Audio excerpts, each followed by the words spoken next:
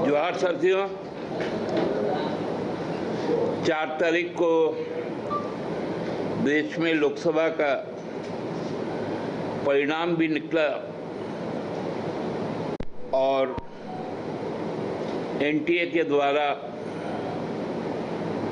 जो pre medical exam होता है, नीट जिसको हम लोग कहते हैं, उसका भी रिजल्ट निकला। हम सब यहीं बैठे हुए थे तो अचानक मालूम चला कि रांची का एक मेधावी जो परीक्षार्थी थे, उनको 720 में 720 नंबर मिला। एक बारगी से ये गर्व का विषय हम लोगों के लिए था कि हमारे इस शहर का नाम पूरे देश में बहुत गौरवपूर्ण तरीके से सामने आया। लेकिन कुछ ही देर के बाद 719 और 720 का असली फिगर जब सामने आया तो पूरा देश दंग रह गया।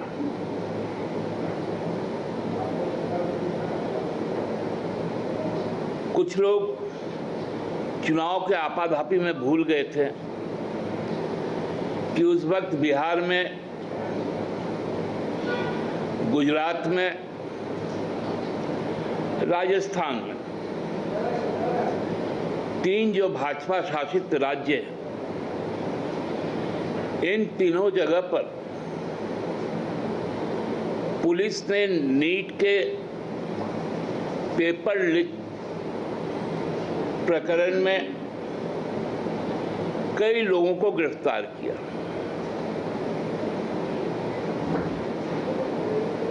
ये बातें उस समय चुनावी शोर में दब गई थी,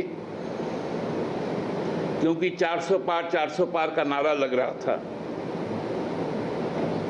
लेकिन पूरा एक कुचक्र जो मेधावी छात्रों का भविष्य का बेड़ा पार कर रहा था, उस पर किसी का ध्यान नहीं गया। 23 लाख बच्चे 17 से 18 साल की उम्र के, आप समझ सकते हैं, दिन रात एक करके जिन्होंने इस परीक्षा में शामिल होने का काम किया, उनके साथ केंद्र सरकार ने कितना बड़ा धोखा किया, कितना बड़ा भ्रष्टाचार किया। उनका पहला भ्रष्टाचार 4 तारीख को ही 2 बार सामने आया। एक जब सेंसेक्स लुढ़का 30 लाख करोड़ रुपए का, बाजार का भ्रष्टाचार, और नीट का जब रिजल्ट निकला उसमें कितने लाख करोड़ रुपए का भ्रष्टाचार हुआ, इसका तो अभी पता लगाना बाकी है।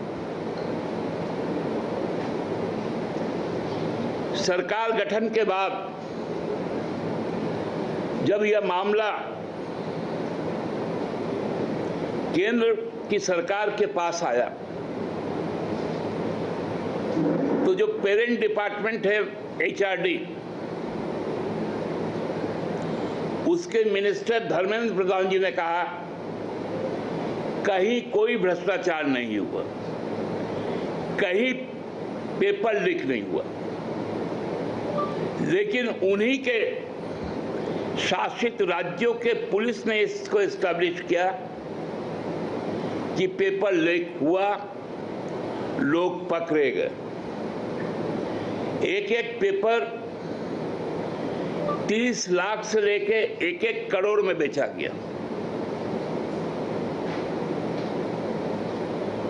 ये पूरा तस्वीर साफ करता है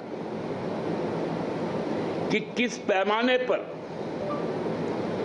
सरकार में बैठे लोग,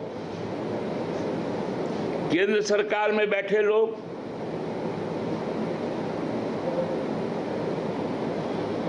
और उनके जो संपोषित दलाल गैंग है, खासकर जो कोचिंग संस्थान चलाते हैं, उन्होंने किस क्वांटम में इस काम को करने का काम किया। और ये सभी लोगों का लिंक कहीं ना कहीं गुजरात या राजस्थान से जुड़ा हुआ है। कोई भी बाहर के स्टेट के लोग नहीं है।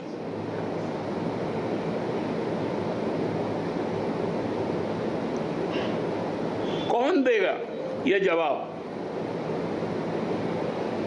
एनटीए ने कहा हमने ग्रेस मार्क दिया था। भाई दिया क्यों था? जब ग्रेस मार्क्स दिया था आप बोलते मैं विड्रॉ करता हूं। अब उनको पुनः परीक्षा देना पड़ेगा। क्या ये सोशल ह्यूमिलेशन नहीं है? क्या उनके साथ एक भद्दा मजाक नहीं है कि आप उसको चने के झाड़ पे चढ़ा दिए?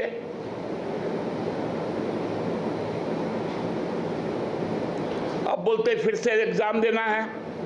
और जो बच्चे सुप्रीम कोर्ट गए, लगभग 1500 से कुछ ज्यादा, केवल उन्हीं का विड्रॉ किया गया। और एक तरफ बोल रहे हम काउंसलिंग भी चलाएंगे। ये कौन सा मजाक चल रहा है? क्या इससे गुणवत्तापूर्वक समाज में डॉक्टर आ पाएंगे क्या? चिकित्सक आ पाएंगे क्या? तो भविष्य को हम किसके हवाले कर रहे हैं? जब आपके पास इंफ्रास्ट्रक्चर नहीं, आप क्यों लेते हैं इतने इतने बच्चों का एग्जाम? और विगत 10 वर्षों में मोदी के शासनकाल में 41 बार पेपर लीक हुआ। और सभी पेपर लीक, उसमें 17 बार यूपी में हुआ विगत 7.5 वर्षों। एमपी में हुआ, गुजरात में हुआ, उत्तराखंड में हुआ। 41 बार पेपर लीक हुआ। ये साधारण बात नहीं है। लाखों बच्चों के साथ लाखों अभ्यर्थी जो पुलिस का एग्जाम देते हैं, रेल का एग्जाम देते हैं, बैंक का एग्जाम देते हैं, अनक्लेरिकल ग्रेड का देते हैं, उनके साथ ये भद्दा मजाक किया जाता है।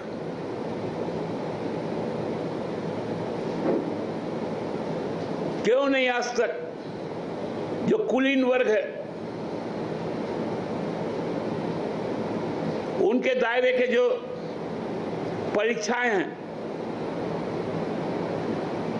क्या कारण है उनका पेपर लीक नहीं होता?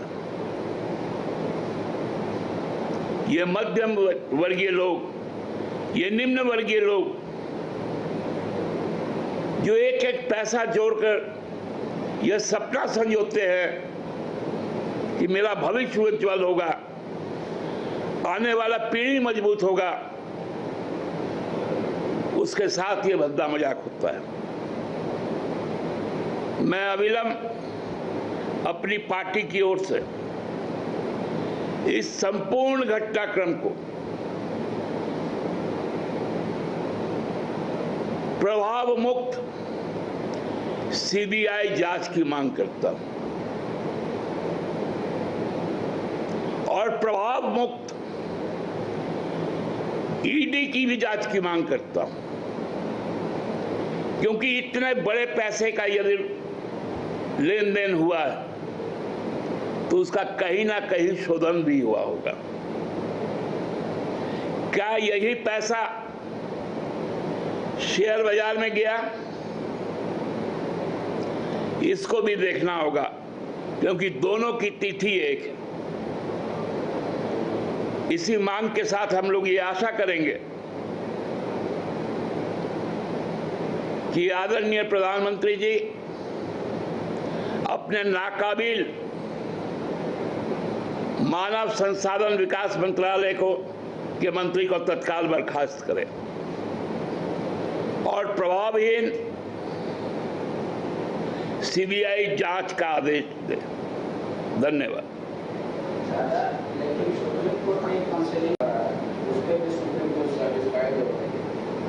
नहीं, देखिए, सुप्रीम कोर्ट ने सारे चीजों को एक्सेप्ट भी किया और एक तारीख भी मुकर्रर कर दी 8 जुलाई को।